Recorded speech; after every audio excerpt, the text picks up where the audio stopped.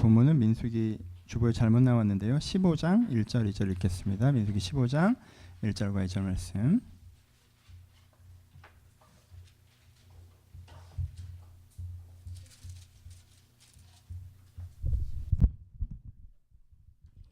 민수기입니다. 15장 1절과 2절 말씀.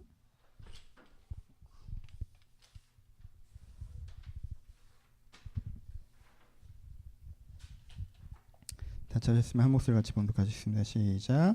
여호와께서 모세에게 말씀하여 이르시되 이스라엘 자손에게 말하여 그들에게 이르라 너희는 내가 주어 살게 할 땅에 들어가서. 아멘. 안녕하세요. 오늘은 레위기 마지막 설교로 레위기 전체 주제를 다시 한번 생각해보는 시간으로 삼겠습니다. 그래서 본문에 대한 해석들도 있겠지만 그보다는 레위기 전체 내용을 다시 한번 기억하시고 더듬어 보시는 시간으로 함께 사용했으면 좋겠습니다. 오랜만에 굉장히 전형적으로 유명한 구절로 한번 시작해 볼까요? 자세히 보아야 예쁘다, 오래 보아야 사랑스럽다, 너도 그렇다. 나태주의 풀꽃이라는 시인 것 같습니다. 제가 시 안 읽는 거 아시죠? 자, 이걸 어디서 읽었겠습니까? 광화문에서 읽었습니다. 교우 빌딩 앞에 크게 적혀 있더라고요. 혹시 보신 분 계십니까? 전 몇 년 전이었던 것 같은데 거기 좋은 구절들이 많이 적혀 있는데 이 구절은 저에게 되게 오랫동안 기억나는 것 같습니다. 자세히 보아야 예쁘다, 오래 보아야 사랑스럽다. 그때 이 구절을 읽으면서 두 가지 마음이 저에게 있었던 것 같습니다. 첫 번째는 그렇다. 사람들은 나를, 세상은 나를 굉장히 순간순간 보고 가볍게 보고 나의 한 장면만을 보고 평가하고 넌 이런 사람이다, 넌 저런 사람이다 얘기하지만 나는 그거보다 더 괜찮은 사람이고 그보다 더 의미 있는 사람이다 라고 내 스스로를 좀 알아봐 주는 것 같은 그런 위로가 있어서 저희 굉장히 좋았습니다. 그리고 또 하나는 나도 그러지 않나 라는 생각을 좀 했던 것 같습니다. 나도 사람들을 쉽게 보고 빨리 보고 급하게 판단하고 이런 사람은 이런 사람, 이런 사람은 이 사람은 이런 사람이다. 저 사람은 저런 사람이다. 그리고 세상이 어떠하다. 세상이 저러하다. 내가 너무 빨리빨리 판단하지 않았나. 난 오래 그것을 보았는가. 난 자세히 그것을 보았는가. 내가 혹시 보지 않았기 때문에 모르는 것은 아닐까라고 생각했던 것 같습니다. 정말 그렇습니다. 오래 보아야 합니다. 자세히 보아야 합니다. 그래야 그 의미를 알 수가 있습니다. 세상이 거기에 존재하더라도 우리가 그것을 가벼이 보면 깊게 알 수가 없습니다. 단풍 좋아하십니까? 전 가을마다 단풍을 보는 걸 굉장히 좋아합니다. 두 번의 기억이 있습니다. 한 번은 고궁을 갔을 때입니다. 우리나라에 굉장히 유명한 단풍 명소는 아니잖아요. 하지만 고궁에 가면 그래도 몇 그루 아름다운 단풍나무들이 있는 곳들이 있습니다. 그 밑에 벤치가 있어서 2-3시간 정도 앉아있으면요. 그 단풍의 물결이 정말 저에게 젖어 들어오는 것을 느낍니다. 안 그런 사람인 것 같죠? 저 그런 사람입니다. 몇 시간 앉아있을 때 그렇습니다. 햇살 사이로 비칠 때 어느 가지에 더 진하고 어느 가지에 더 연하고 그렇게 사람들이 많은 고궁이라 할지라도 나무 한 그루 밑에 자리 잡고 앉아 오래 바라볼 때 그것이 보입니다. 그래서 그 자리에서 일어날 때는 아주 먼 곳으로 여행을 갔다 온 것처럼 굉장히 내 안에 묻었던 때가 좀 떨어져 나가고 내 안에 자연이 좀 더 스며들어 있고 그래서 내가 조금 이 자연의 순간의 선물로 큰 위로를 받았다는 것들을 경험하고 일어날 때가 있었습니다. 전 아마 올해도 가을이 되면 어딘가를 찾아갈 것 같습니다. 내장산에 간 일이 있었습니다. 얼마나 유명한 곳입니까? 우리나라의 대표적인 단풍이죠. 제가 갔을 때 시기도 참 잘 맞춰 갔습니다. 온 산에 붉게 물들었습니다. 하지만 저는 그때 여전더위와 함께 갔습니다. 인솔이었고요.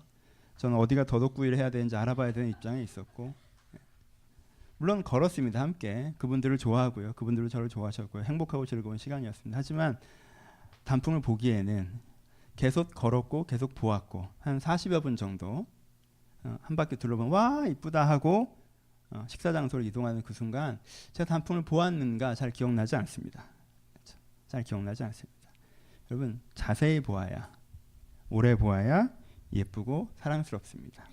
그렇게 봐서는 알 수 있는 것이 아니고 느낄 수 있는 것이 아닙니다. 아이를 기르시면요. 아이를 그저 잠깐 보면 이쁘거나 사랑스럽지 않을 때가 더 많을 수 있습니다. 어린아이 시절은 굉장히 뭔가 욕을 합니다. 그렇죠? 조금 자라면 자기 주관이 선명하고요. 그래서 아이를 자세히 보지 않으면 얘는 뭔가 나에게 요구하고 날 좀 귀찮게 하는 것 같고 좀 더 봐도 얘한테 자꾸 내가 훈육하고 가르쳐야 되는 게 많을 것 같고 그래서 부딪히고 싸우고 충돌하여서 아이를 기르는 게 업무처럼 느껴질 때도 있습니다. 하지만 자세히 보시면 그 아이를 자세히 봐서 이 아이가 학교에서 요즘에 무엇을 고민하는지 공부의 어느 부분이 힘이 든지, 친구 사이는 어떻게 지내는지, 요즘엔 작년보다 어떤 생각을 새롭게 더하게 되는지, 어떤 마음이 새롭게 들었는지, 이야기가 어떻게 커나가고 있는지가 보이잖아요. 그러면 너무나 사랑스럽습니다. 너무나 예쁩니다. 내 눈앞에서 기적을 보는 것 같습니다. 왜요? 몇 달이 다르거든요. 이 순간도 또 지나갈 것입니다. 전 정말 하루하루가 아깝다고 느낄 때가 있습니다. 왜냐하면 저에게 어린 자식을 키우는 기쁨은 3년밖에 남지 않았기 때문에 그래요. 그렇죠? 제가 평생을 살아가는데 제 아이가 중1이 돼도 저를 안아줄까요? 중2가 돼도 저와 대화할까요? 중3이 돼도 제 얘기를 듣고 있겠습니까? 그렇지 않겠죠. 물론 그때 새로운 즐거움과 기쁨을 분명히 그 아이는 저에게 줄 것입니다. 하지만 이 시기에 주는 특별한 기쁨과 아름다움이라는 게 있다는 거예요. 그걸 천천히 오래 보아야 우리가 느낄 수 있습니다. 그저 지나가면 아침 저녁으로 학교 가는 아이 한번 보고, 숙제하는 아이 한번 보고, 시험 보는 아이 한번 보고, 그렇게 잘했냐 못했냐 어떻게 지내냐 이렇게 해서는 그 아이를 볼 수가 없습니다. 아껴야 보입니다, 여러분. 이게 세상의 비밀입니다. 세상은요, 아끼지 않는 자에게 보여주지 않습니다. 내가 아낄 때에만 사실 세상이 보입니다. 아끼지 않으면 보이지 않습니다. 봤다고 생각하지만 본 것이 아닙니다. 여러분 아끼고 계십니까? 보고 계십니까? 사람을 아껴야 사람이 보입니다. 사람을 아끼지 않고 사람을 쉽게 보면 그 사람을 쉽게 평가할 수 있습니다. 얘는 왜 이 부분은 이래? 왜 쟤는 저 부분은 그래? 얘 이걸 왜 나한테 이렇게 하지? 왜 이걸 못하는 거야? 아, 왜 내 주변에 내 마음에 드는 사람이 없을까? 특별히 가장 많이 하는 게 가족이겠죠. 그렇죠? 가족을 소중히 여기지 않는 사람이 얼마나 있겠습니까? 우리는 많은 사람들이 가족을 소중히 여깁니다. 그렇죠? 하지만 가족을 아끼지 않으면 가족이 보이지 않을 때가 있습니다. 그렇죠?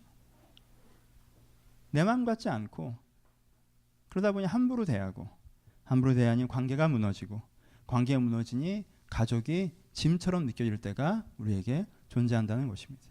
가족만이 아니죠. 애인이나 친구들이나. 그들이 나에게 선물인 게 증명한데 나는 무엇인가 그들에게 함부로 대함으로 항상 그 관계가 나한테 짐처럼 되돌아오는, 소중한 건 맞는데 선물 같지가 않은, 아껴야 보입니다. 그 사람을 천천히 들여다보면요, 어떤 영화나 드라마에서 볼 수 없었던 그 사람이 정말 힘겹게 걸어가는 그 힘겨움이 내 마음에 와닿으며 안타까움으로 울립니다. 그 사람이 그 힘겨움 속에서도 여전히 바르게 제대로 해보려고 하는 그 노력이 숭고하게 보입니다. 그가 느끼는 기쁨이 나에게 기쁨으로 느껴지고 그가 느끼는 슬픔이 나에게 슬픔으로 느껴지며 그 사람이 깊이 보인다는 것입니다. 아끼는 사람만 사실은 그 사람을 볼 수가 있습니다. 그렇죠? 또 나를 아껴야 내가 보입니다. 자기를 아끼지 않은 사람들은 자기를 잘 보지 못합니다. 계속 비슷한 이야기를 반복합니다. 넌 왜 이거밖에 못하니? 넌 왜 이러니? 넌 왜 이건 이렇게 했니? 아, 내가 좀 이러면 좋을 텐데. 자기 외모에 대해서도, 자기 성격에 대해서도, 자기 능력에 대해서도, 자기 과거의 행적에 대해서도 뭔가 함부로 대합니다. 함부로 말하고, 함부로 평가하고, 내 입장을 들어보려고 하지 않고, 내 마음을 들어보려고 하지 않고, 내가 왜 그랬는지 내 설명을 들어보려고 하지 않고, 그저 그 결과만을 가지고 나를 비난하고 욕하고 책망하고, 그리고 듣지도 않고 아 됐어 라고 내 자신을 외면합니다. 그러니 내가 보이질 않습니다. 아끼지 않으면 보이지 않습니다. 내가 아끼면 내가 보입니다. 내가 보여요. 내가 얼마나 사랑스러운 사람인지, 내가 어떤 재능을 갖고 있는지, 내가 어떤 슬픔을 갖고 있는지, 내가 어떤 가능성을 갖고 있는지, 그럼에도 불구하고 내가 얼마나 그래도 진실하게 살아오려고 했는지 내가 보입니다. 내가 얼마나 아름답고 멋있는 사람인지 보이기 시작한다는 거예요. 아낄 때 내가 보입니다. 수도 없이 많습니다. 하지만 일상이라고 좀 버무려 봅시다. 일상을 아끼면 일상이 보입니다. 여러분 다이어트만 결심해 보십시오. 라면의 소중함을 알지 않습니까? 우리 이 위대한 발명품 다이어트를 결정하셔서 내가 다시는 이것을 느낄 수 없다고 생각하면 정말 안아주고 싶습니다. 그렇죠?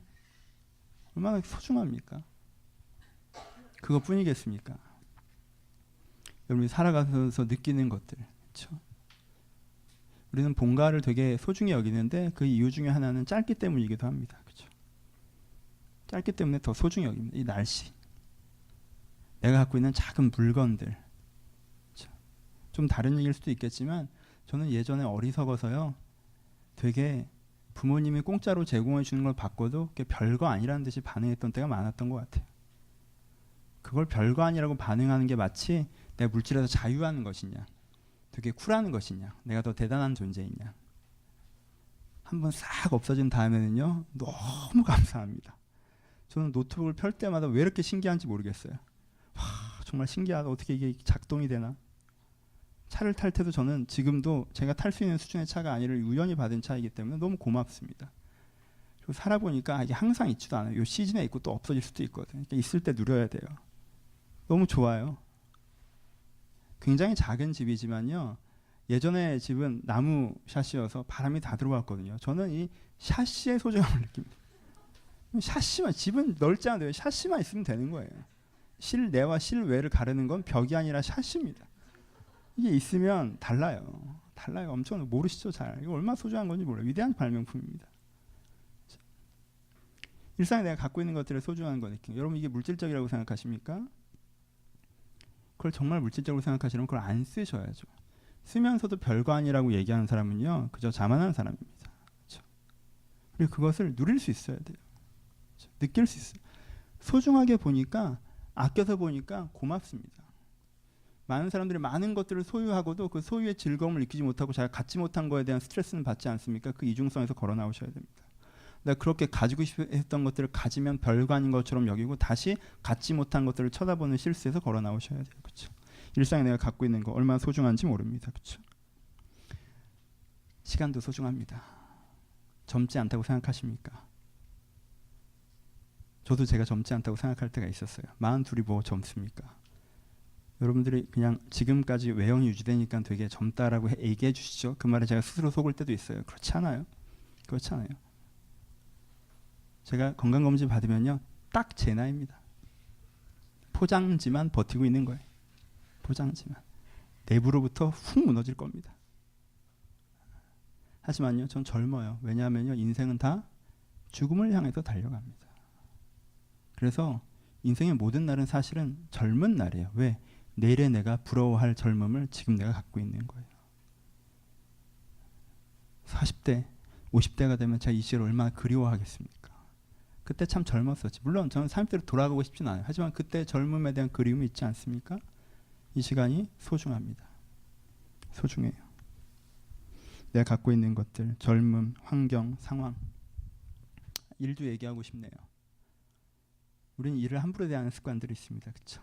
일을 함부로 대하는 게 내가 더 대단한 사람인 것처럼 느껴지나 봐요. 내가 갖고 있는 직장에 불만족하는 것이 내가 이 직장보다 위대한 사람으로 느껴지나 봅니다. 하지만 여러분, 그건 참 소중한 겁니다. 그렇죠? 천천히 보십시오. 자세히 보십시오. 거기서 먹고 살 수 있습니다. 여러분, 이거 되게 중요한 겁니다. 굉장히 중요한 겁니다. 내가 그 자리에 있어서 사회 일원이라고 느끼고 있습니다. 그것도 소중한 겁니다. 내가 거기서 배운 것을 한 걸음 앞으로 나아가고 있습니다. 그렇죠?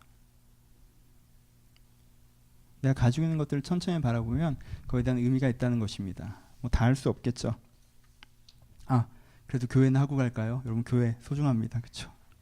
천천히 보시면, 들어와 보시면 마음에 안 드는 것도 있고 부족한 부분도 분명 있겠지만, 여러분들 전부는 아니겠어요. 몇몇 사람에게는 이 교회 그냥 한번 다니시는 교회일 수도 있겠지만, 몇몇 사람에게는 여러분들의 인생에 가장 필요로 했던 곳입니다. 그렇죠? 여러분들이 그렇게 찾고 찾던 곳이에요. 그리고 그 부분은 만족하고 있는 교회입니다. 그렇죠?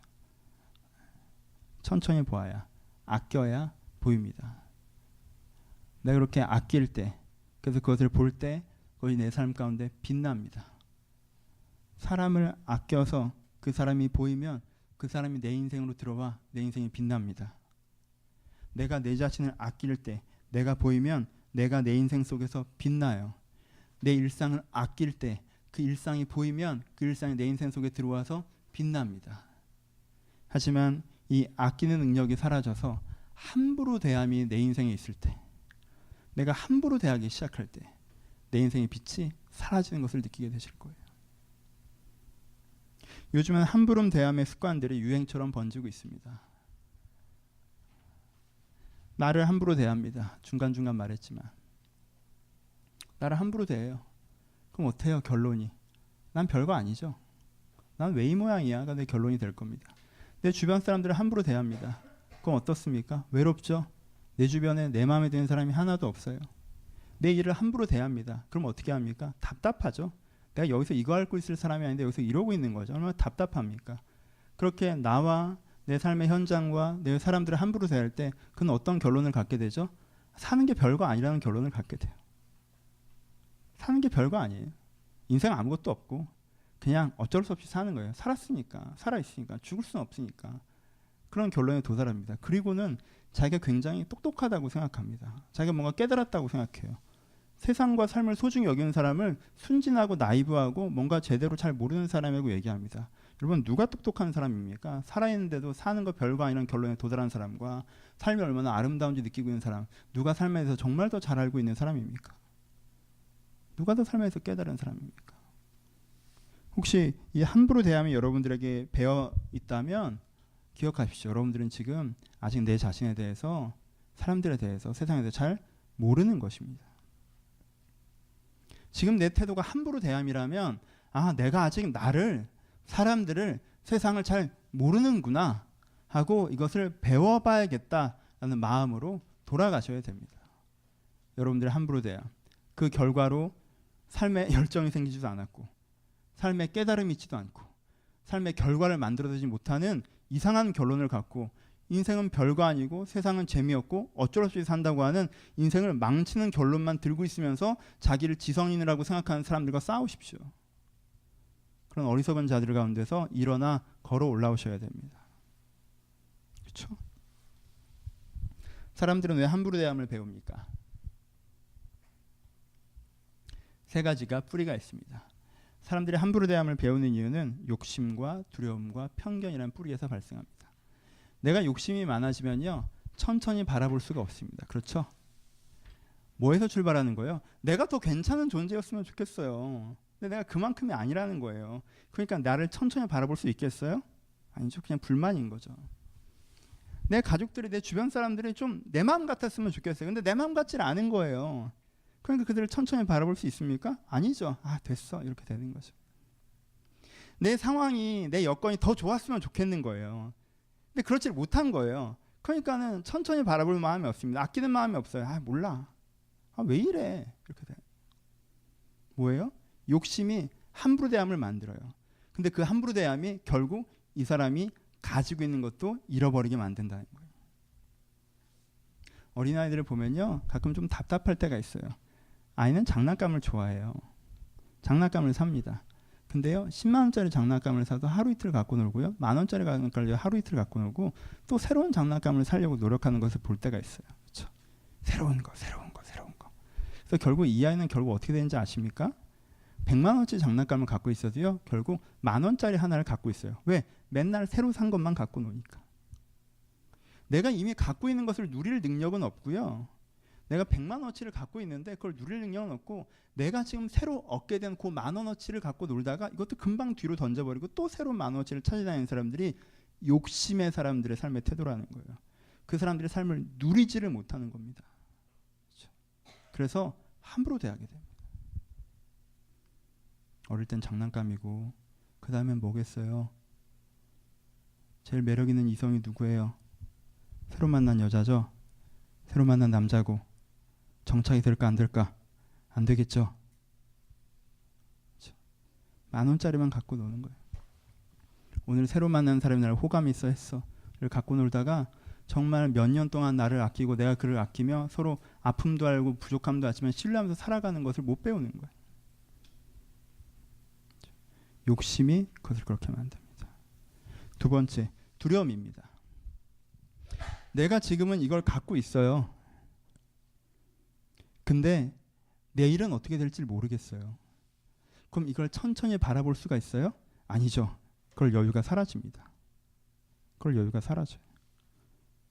내일 없어질지 모르겠는데 지금 있어봐야 뭐예요. 내일 없어질지 모르겠는데. 그러니까 이게 내일도 있게 할 거에 골몰하느라 이걸 천천히 바라보면 누리지를 못해요. 내가 지금은 괜찮은 사람인 거 알아요. 하지만 내가 계속 나를 개발해내고 발전하지 않으면 난 언제 도태될지 몰라요. 그러면요, 지금 난 참 괜찮은 사람이라고 누릴 수가 없어요. 저 사람들이 지금 나를 아끼고 사랑해서 선물 같아요. 하지만 언제 등을 돌릴지 모르겠어요. 두려워요. 그러니까 계속 그 관계성을 유지하려고 내가 노력해야 돼요. 그러니까 피곤하고 힘들어서 사실은 모르겠다는 생각이 들 때가 더 많아요. 뭐예요? 두려움이 함부로 대함을 만들어요. 겁이 많은 사람은 함부로 대합니다. 그렇죠? 짖는 원래 겁나면 이렇게 막 좀 태도가 안 좋아지잖아요. 그렇죠? 저희 집 강아지가 있는데 제가 되게 이뻐해요. 근데 택배 아저씨 오면 엄청 크게 짖어요. 근데 그때 얘가 되게 뭐가 귀여운 줄 알아요? 눈빛이 보여. 난 이제 몇 년 키웠으니까 막 짖는데 눈빛이 엄청 흔들려요. 막 엄청 흔들리고 사실은 짖는데 몸이 이상한 U자 막 이렇게 앞으로 나가지 못하고 뒤로 물러나지 못하고 막 이거 어정쩡한 뭔가 내가 걔의 됨을 좀 우리 주인에게 보여줘야겠는데 막 좀 난 저 상대가 부담스럽고 자기가 뛰어나가면 내가 앞으로 좀 치고 나가면 내 뒤에서 짖고 싶은데 내가 뒷줄만큼 서 있으니까 내 뒤로 올 수도 없고 갈 수도 없고 정말 사람이 두려움이 생기면요 뭘 줘도 그것을 누리기가 어렵지 않습니까? 여러분 놀이기구를 즐거워하는 사람과 즐거워하지 않는 사람의 차이점이 뭔지 아세요? 안전장치를 믿느냐 믿지 않느냐예요. 뭐 대담하고 이런 문제가 아니에요. 이게 날 잡아줄 거라고 믿는 사람은 오라고 하는 거예요. 이게 나를 어떻게 잡아라고 생각하는 사람은 왜 돈 내고 이런 짓을 하냐고 하는 거예요. 그렇죠? 그렇게 되는 거예요. 두려움이 누리지 못하게 해요. 그렇죠? 세 번째 뭡니까? 편견입니다. 편견이라는 건 뭐예요? 들으려고 하지 않아요. 보려고 하지 않아요. 가만히 들여다보고 오래 들여다보지 않습니다. 어떻게 해요? 이미 내가 결정했어요. 보자. 애를 계속 봐요. 하루 종일. 근데 뭘 봐요? 공부를 잘하고 있나 봐요. 그렇죠? 남편을 계속 쳐다봐요. 근데 뭘 봐요? 제가 양말을 벗어서 빨래통에 넣는지를 봐요. 제가 내 말을 지키나 안 지키나. 내가 봐요. 세상을 봐요. 근데 어떻게 하면 내가 이 세상에 나를 성공을 시켜줄까 안 시켜줄까를 봐요. 이미 내 머릿속에 뭐가 정해져 있어요. 각도가 정해져 있는 거죠. 뭘 볼지 내가 이미 결정했어요. 그럼 아무리 천천히 본다 한들 아무리 오래 본다 한들 그것 외에 다른 것이 보이겠습니까? 안 보이겠죠. 아무리 봐도 안 보이겠죠. 왜? 내가 보려고 하는 게 이미 결정돼 있으니까. 그걸 보려고 한 거고 그걸 봤으면 오래 봐도 그것만 본다는 거예요. 그래서 편견이 있는 사람은 함부로 대하게 됩니다. 내가 봤을 때 난 이런 사람을 좋아하는데 쟤는 그런 사람이 아니네? 그럼 끝이에요. 그 사람을 나이스하게 대할 필요도 없고 귀 기울여 바라볼 필요도 없고 이미 난 이게 중요한데 그게 없잖아. 그럼 나랑 상관이 없는 거죠. 일에 대해서도 마찬가지죠. 난 이랬으면 좋겠는데 그렇지 않아. 그럼 이 일을 쳐다볼 이유가 없는 거예요. 그렇게 편견을 갖고 내가 현장을 대하고 편견을 갖고 사람을 대하기 시작하면요. 다 마음에 안 들기 시작하고요. 함부로 대해도 되는 정당성이 내게 부여되기 시작합니다. 한국 사회의 가장 큰 문제 중에 하나는 편견이죠. 잘 모르면서 그렇죠? 잘 모르면서 얘기한다는 거예요. 저는 예전에 외국인 근로자를 가르칠 때 이슬람교에 대해서 공부를 하려고 기독교 서점에 가서 이슬람교에 대한 책을 쭉 사서 읽었습니다. 근데요, 난 이슬람교가 뭔지 모르겠는데 이슬람교가 왜 나쁜지만 얘기해 주더라고요. 그래서 다시 교보문고를 가서 이슬람교에서 나온 이슬람 이해를 읽기 시작했어요. 뭔 줄 알아야 문제를 알던가 대안을 알던가 하지 않겠습니까? 그렇죠? 뭔 줄 모르면서 왜 틀렸는지만 배워요. 그럼 그 사람이 사실 그걸 압니까? 아니죠. 이 사람의 말은 그 사람의 말이 아니에요. 누군가 집어놓은 말을 하고 있는 거죠. 그렇죠? 우리는 편견에 사로잡혀 있습니다. 정치적으로도 반대편이 어떤 관점으로 어떤 개념으로 뭘 설명하고 있는지 모릅니다. 그냥 쟤네들은 나쁜 애들인 거예요. 그냥 나랑 반대편이네? 그럼 그냥 욕하는 겁니다. 욕 많이 했어요? 인형 왜 이렇게 웃어요? 편견을 사로잡혔어요. 세 가지가 우리를 어떻게 해요? 함부로 대하게 합니다. 함부로 대하시면 우리의 소중함들이 있음에도 불구하고 사라져갑니다. 우리에겐 뭐가 필요해요? 아끼는 게 필요해요. 아끼면 보여요. 오늘 설교 본문은 언제 얘기할까요? 이제는 얘기할 거예요. 뭘 아끼자는 얘기를 하겠습니까? 일상을 중요합니다. 타인을 중요해요. 나 자신을 중요합니다. 여러분, 근데 제가 오늘 하고 싶은 얘기는 여러분들의 신앙을 아끼셔야 합니다. 여러분들은 여러분들의 신앙과 신앙생활을 아끼십니까? 여러분들의 신앙과 신앙생활을 함부로 대하십니까?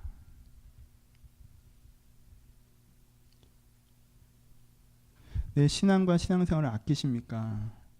내 신앙과 신앙생활을 함부로 대하십니까? 생각해 보세요. 이 신앙과 신앙생활을 아끼냐는 질문을 받았을 때 아낀다는 말 자체가 낯선지, 내가 엄마한테 맡겨도 되는 것처럼 신앙에는 항상 맡겨도 되는 거였는지, 아니면 내가 목사님 저 아끼고 있어요 라는 마음이 드시는지. 신앙이 얼마나 중요합니까? 여러분들의 신앙이 얼마나 중요해요.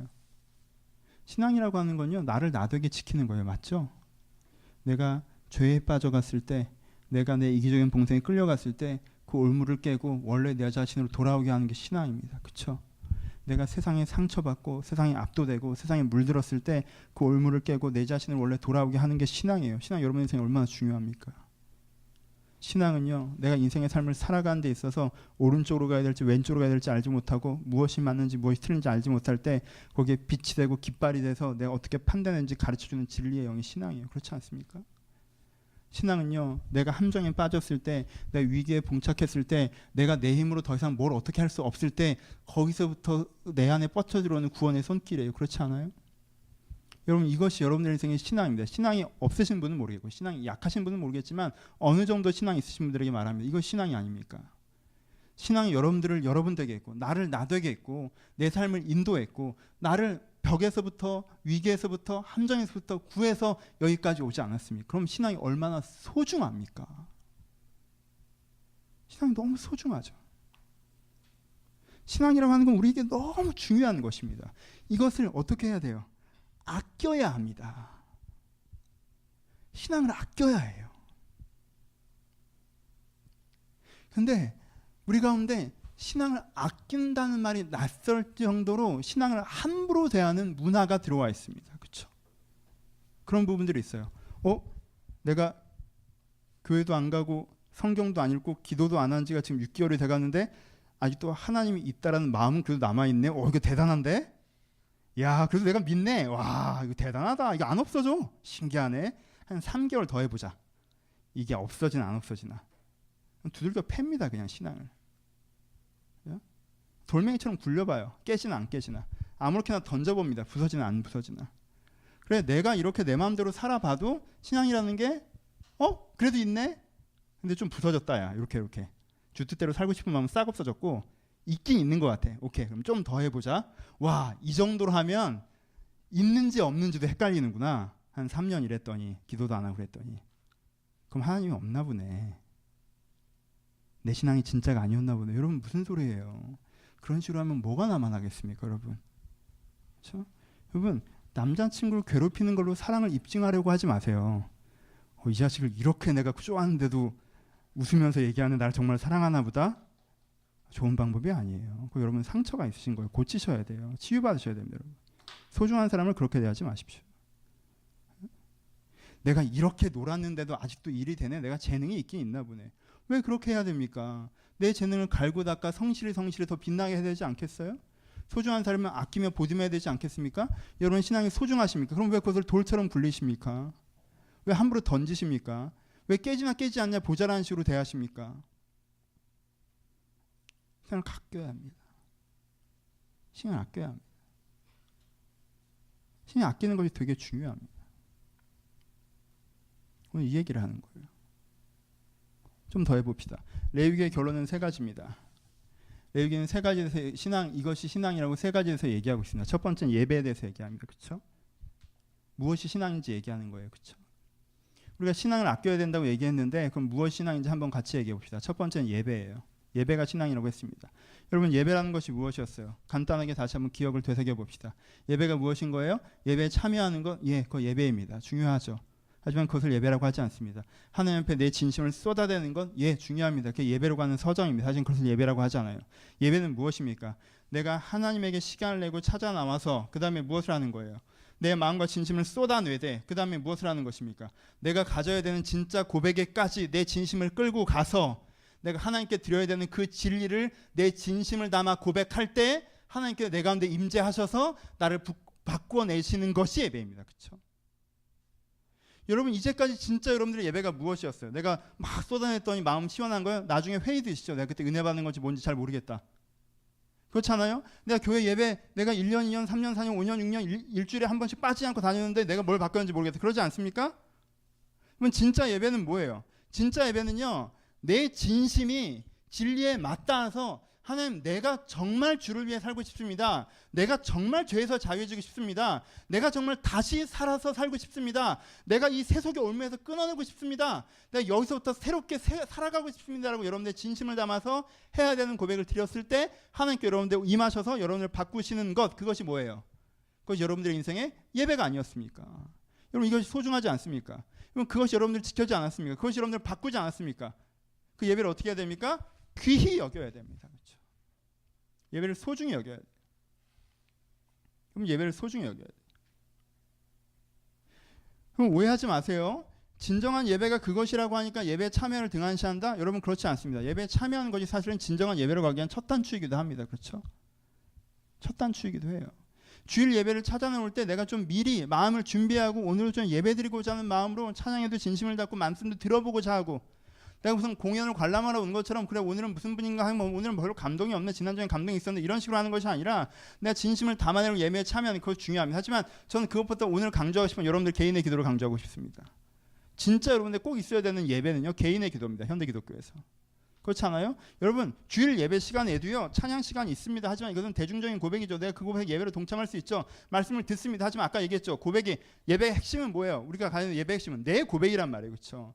그러니까 내가 말씀을 듣고 찬양을 하는 가운데 내가 진심으로 하나님 앞에서 내가 이렇게 살고자 하고 이런 사람이 되고자 하고 내가 회개하고 내가 주님을 따른다는 그 고백을 진심을 담아 딱 섰을 때가 예배예요.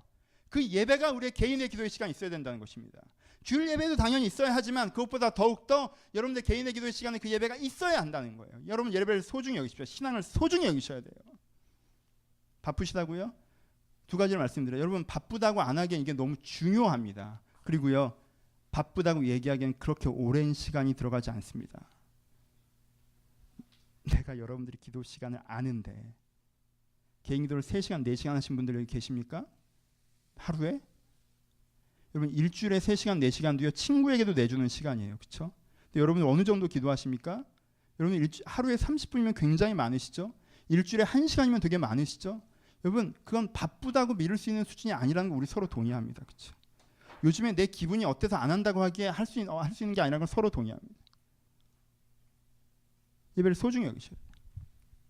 내가 다시 한번 그 고백의 자리에 가서 다시 한번 주님께 고백하면서 하나님이 내 안에서 다시 한번 나를 바꾸시는 그 순간들을 소중히 여기셔야 돼요.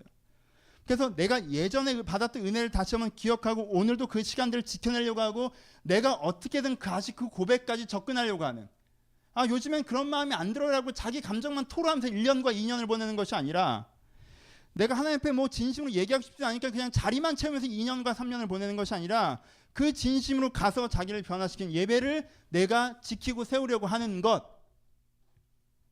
그것이 신앙을 아끼는 것입니다. 천천히 들여다보십시오. 여러분들 예배가 언제였는지. 언제였습니까? 내 진짜 예배가 언제였습니까? 그때 내가 그 말씀 듣고 너무 감동받았어. 내가 그건 몰랐던 그런 거 말고 내가 진짜 고백에 서서 주께서 나를 바꾸셨던 예배가 언제였습니까? 소중히 여기시고 예배를 다시 세우셔야 됩니다. 좀 빨리 갑시다. 두 번째, 레위기에서 두 번째 주제는 뭐였죠? 첫 번째가 예배, 다른 표현으로 제사에 대한 것이었다면 번제, 소제, 속죄제, 속건제, 화목제가 다 어떤 고백으로서 하나님의 임재와 기대를 찾는 것이었습니다. 그렇죠? 그것이 첫 번째였어요. 두 번째 무엇이 있어야 됩니까? 두 번째 얘기한 게 뭐예요? 정결에 대한 얘기를 했습니다. 뭐 먹지 말라는 얘기도 나왔었고요. 문둥병 얘기도 나왔었고요. 뭐 시체를 만지지 말라는 얘기도 나왔었습니다. 여러분 책을 읽으셨고 강의를 들으셨고 여러분들이 다 레위기를 이해하셨을 것입니다. 무슨 얘기를 한다고 했어요? 정결은 뭐예요?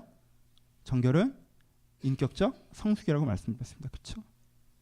신앙의 두 번째는 여러분 자신이 변하는 거예요. 신앙의 두 번째는 인격적인 성숙을 얘기하는 거예요.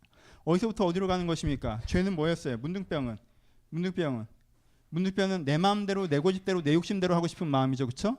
근데 그 마음이 어디로 가는 것입니까? 내가 이제 진리대로 하고 싶은 마음으로 가는 것. 그렇죠? 죄는 시체에 접촉하는 것은 무엇이었습니까? 내가 부정적인 사고방식, 실패의 사고방식, 내가 부정해져만. 이거 안 돼. 세상은 그지 같고 나도 한심하고 아무것도 안 되는 거야. 그러니까 할 필요가 없어. 라고 하니 죽음의 사고에서 벗어나서 어떤 사고?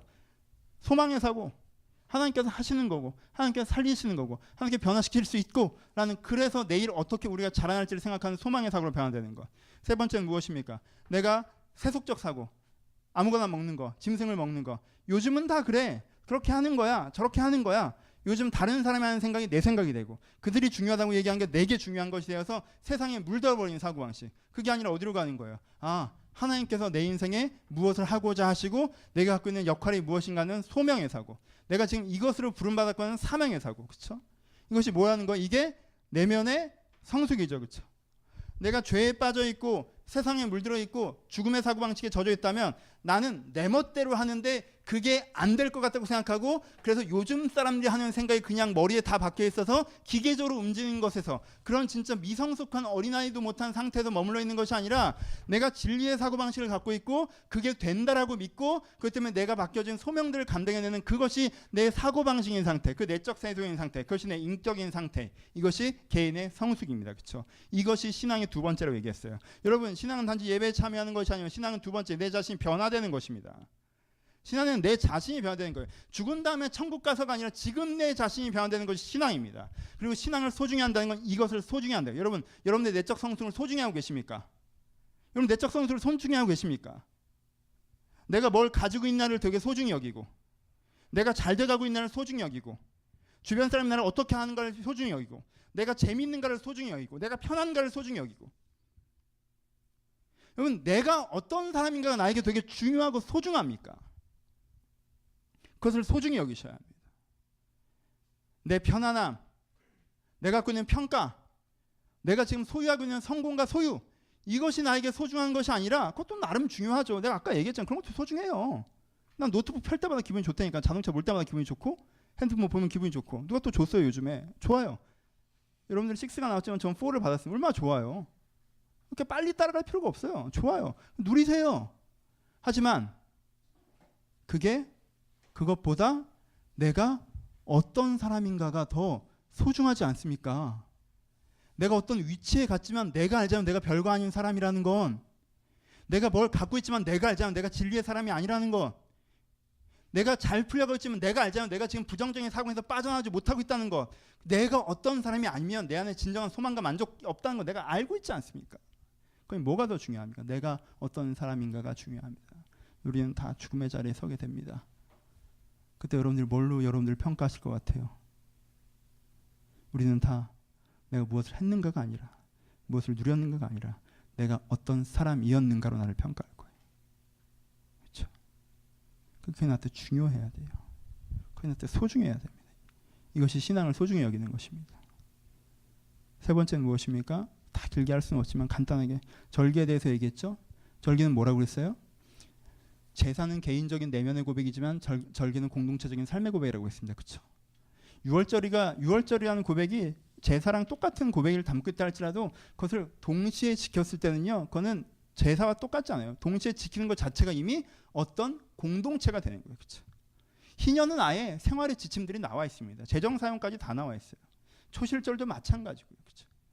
거기에 나오는 절기들은요, 내가 어떤 삶을 살아서 어떤 세상을 만드는가에 대해서 나와 있는 게 절기입니다. 그러니까 신앙의 세 번째가 뭐예요? 신앙은요, 그냥 예배에서 멈추지 않습니다. 예배에 참여하는 것에서 멈추지 않아요. 예배에 참여해서 내 마음이 기뻐지는 것에서 멈추지 않습니다. 그건 첫 단추에 지나지 않고요. 첫 단추도 되지 않고요. 신앙은 예배를 통해서 내가 고백을 통해 변화되는 것, 변화된 내가 어떻게 하는 거예요? 변화를 시작한 내가 내면적으로 성숙하는 것, 성숙한 내가 그 삶을 살고 그 삶의 결과물을, 세상을 바꾸어내는 것이 신앙이에요. 그렇죠? 이 신앙을 소중히 여기셔야 돼요. 여러분들이 어떻게 살아가고 있는지, 내가 지금 오늘 하루 힘들었다 힘들지 않다, 재밌었다 재미없었다가 여러분들의 판단 기준이 아니라 내가 오늘 해야 될 것들을 똑바로 잘 했는가, 내가 사람들을 건강하게 대하고 내 해일들에 내가 맡겨있는 사명과 업무에 진지하고, 그래서 내가 오늘 살아야 될 삶을 잘 살아냈는가, 그래서 거기에 대한 선량한 영향이 미쳤는가. 내가 뭔가 내 말대로 됐는데 이게 짝짝 진행됐으면 권력의 기쁨. 여러분 사실 그게 권력의 기쁨이잖아. 내 생각대로 뭔가 돌아가는 거.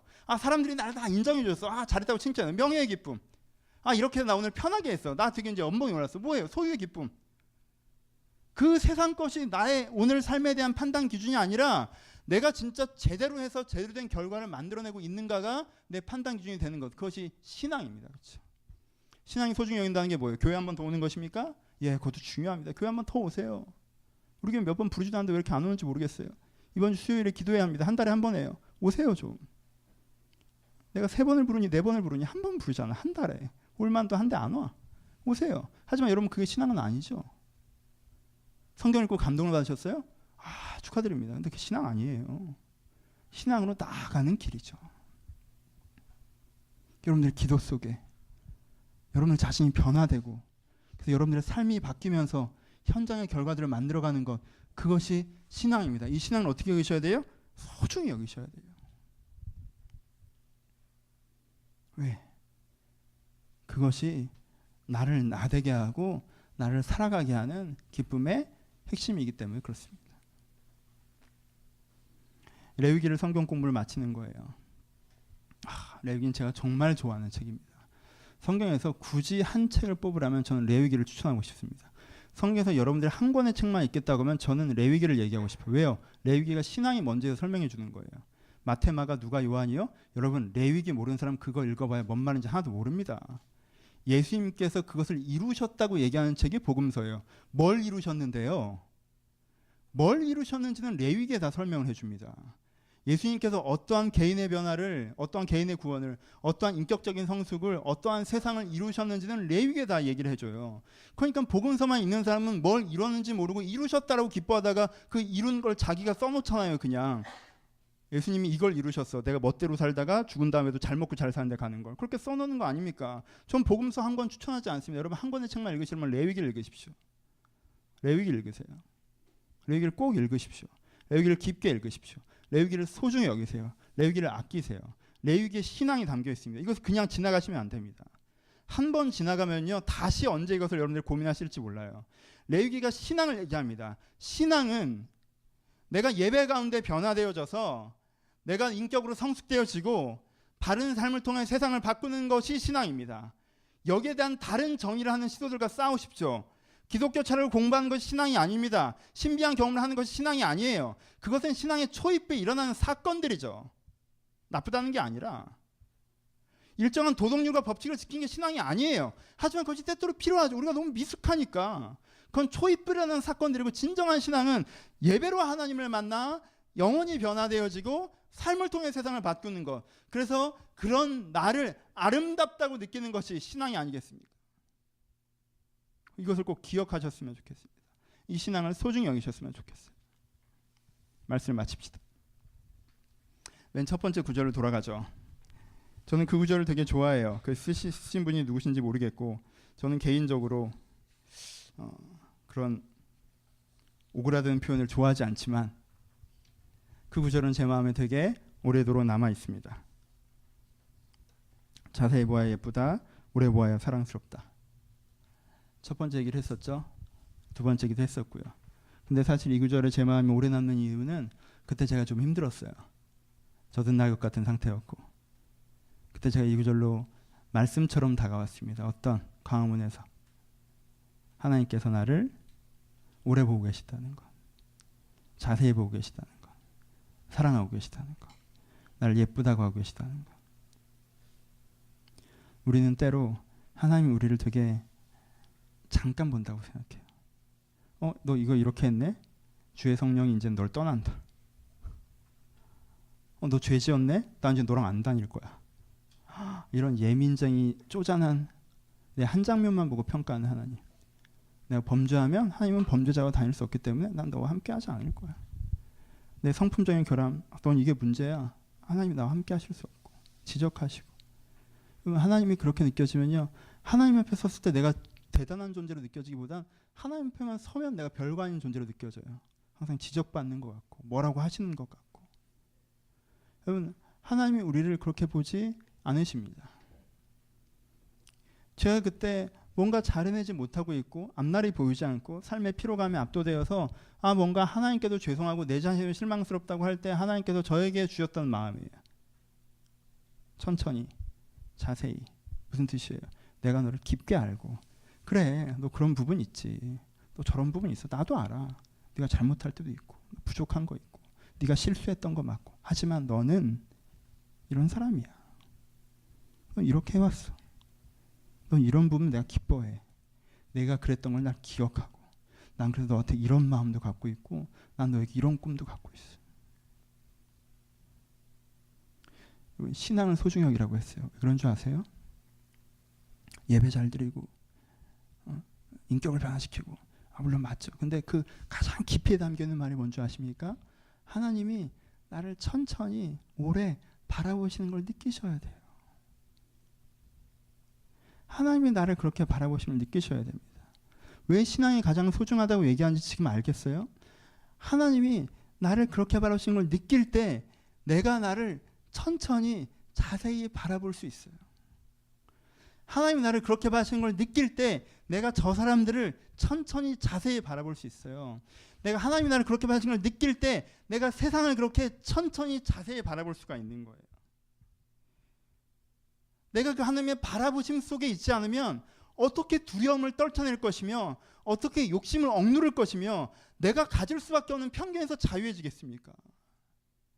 내가 그 하나님의 바라보심 속에 있을 때 내 그 은혜로 말미암아 내 자신과 타인과 세상에 대한 따뜻한 시선을 회복할 수 있다는 것입니다. 결론합시다. 네 가지. 첫 번째, 함부로 대하는 것이 결론이라면 내가 아직 모르는 것이라고 생각하십시오. 여러분 자신을 함부로 대하십니까? 인생을 함부로 대하십니까? 세상을 함부로 대하십니까? 그럼 여러분 괜찮아요. 하지만 여러분은 잘 모르는 거예요. 안다고만 생각하지 마십시오. 여러분들은 배워야 하는 것입니다. 내 자신에 대해, 삶에 대해, 세상에 대해. 내 삶의 태도가, 내 자신에 대한 태도가, 내가 타인에 대한 태도가 함부로 대함이라면 멈춰서서 내가 두려움과 욕심과 편견에 빠져 있지는 않은지, 내가 왜 이 사람들을 그렇게 함부로 대해도 되는 권리를 갖고 있는 양 행동하는지, 내가 내 인생과 세상을 이런 식으로 대해도 되는 내가 권리를 갖고 있는 양 행동하는지, 내가 함부로 대면서 왜 내가 지성인이라고 생각하는지, 마치 내가 깨달은 사람인 것처럼 행동하는지, 그것들을 부끄러워하시고 내가 배워야 되는 사람이구나 라고 학생의 자리에 내려가십시오. 함부로 대함이 있는 것은 자연스러울 수 있습니다. 왜? 배움이 없기 때문에, 알지 못하니까.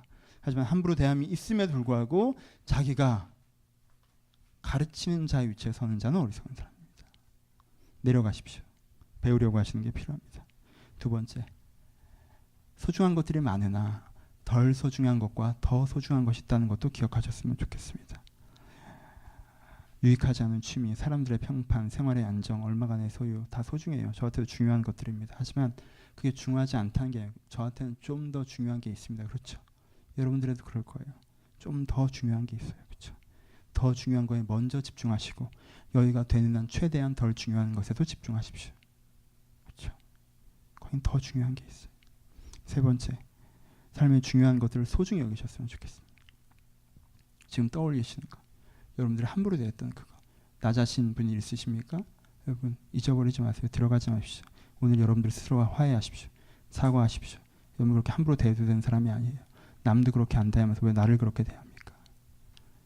누군가가 떠오르십니까? 여러분 가서 갑자기 사과하면 싫어할 테니까 혼자 마음속에 일단 회복하셔야 돼요.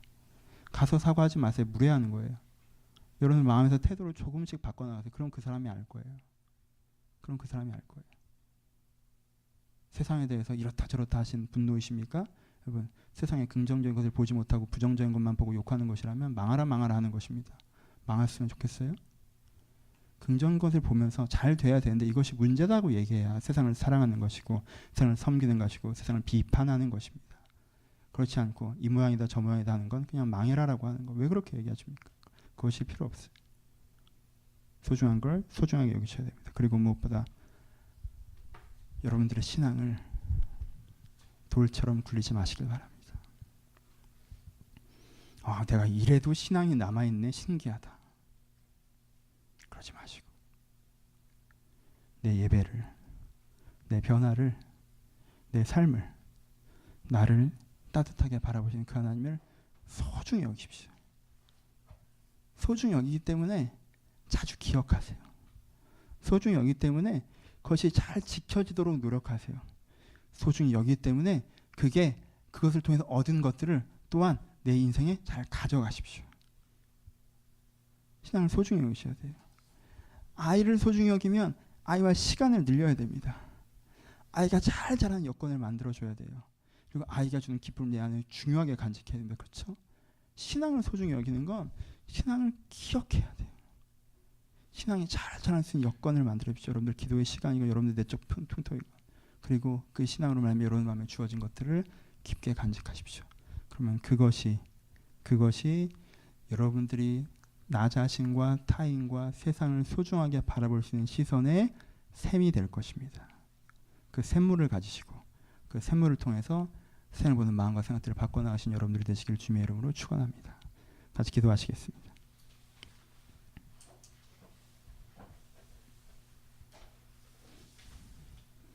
딱 생각해 보세요. 내가 삶을 살아가는 태도는 함부로 대함인지 소중히 여김인지, 난 그냥 탁 보고 탁탁탁 판단해 버리는 사람인지, 아니면 오래 지켜보고 아끼는 사람인지. 주님, 내가 세상을 잘 모르고 세상을 아는 척했습니다. 내가 나를 잘 모르고 아는 척했습니다. 내가 세상을 알길 바랍니다. 나를 알길 바랍니다. 내 사람들을 잘 알길 바랍니다. 그들을 이제 오래 들여다보겠습니다. 자세히 보겠습니다. 그 속에 갇혀있는 아름다움을 내가 발견해 나가겠습니다.